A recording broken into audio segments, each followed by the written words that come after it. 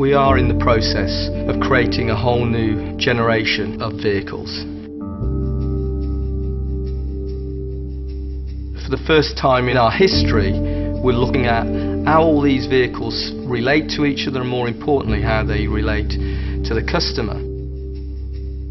Great design is the gateway to customer desirability. It's about making that emotional connection. People say, what was the inspiration for the new Range Rover? Well, the inspiration is its heritage. And when you look at that original vehicle and look at the vehicle we have today, that lineage is clear. It was a case of capitalizing on the strengths of the previous car, but also into a new vehicle that had its own personality. It's not a static looking car. The volumes of the car are in tension, they're in movement. There are no fussy, contrived, superficial styling elements. We played for a long time on those three key lines of how the sill and the waistline and the roofline work together. And it's the powerful, elegant way that those three lines relate to each other, I think works perfectly when you see the car moving.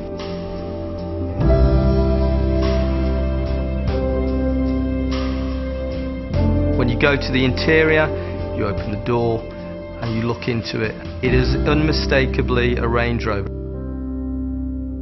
Those classic elements are there, the strong horizontal emphasis of the main fascia moulding intersected by this vertical console. There's far less switches than the current vehicle. You soon start to see that this is a true luxury experience. The new Range Rover's leather is sourced from a company called Bridge of Wear in Scotland. They're the only leather supplier in the world that produces low carbon leather. We have semi-aniline leather on our seats, very soft, very supple to hand. Veneering is a very traditional process.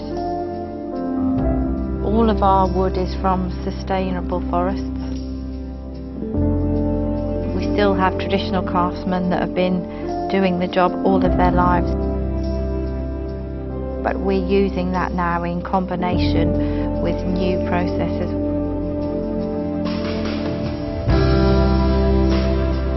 The aluminium architecture, I mean, it's a phenomenal technology really.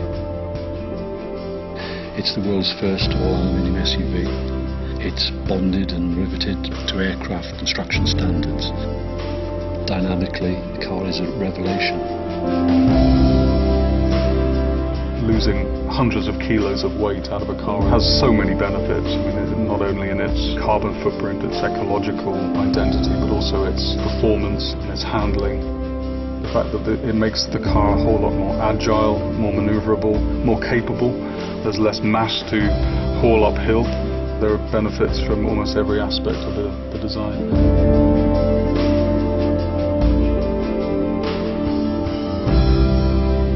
The aluminium then inspired us further in terms of visually lightening the interior design of the car. The panoramic roof is going to flood the interior with light, enhancing the feeling of cleanliness of the interior. I'm really pleased with the way that the design has evolved but still maintained that very clear Range Rover-ness. That's the best bit, I think.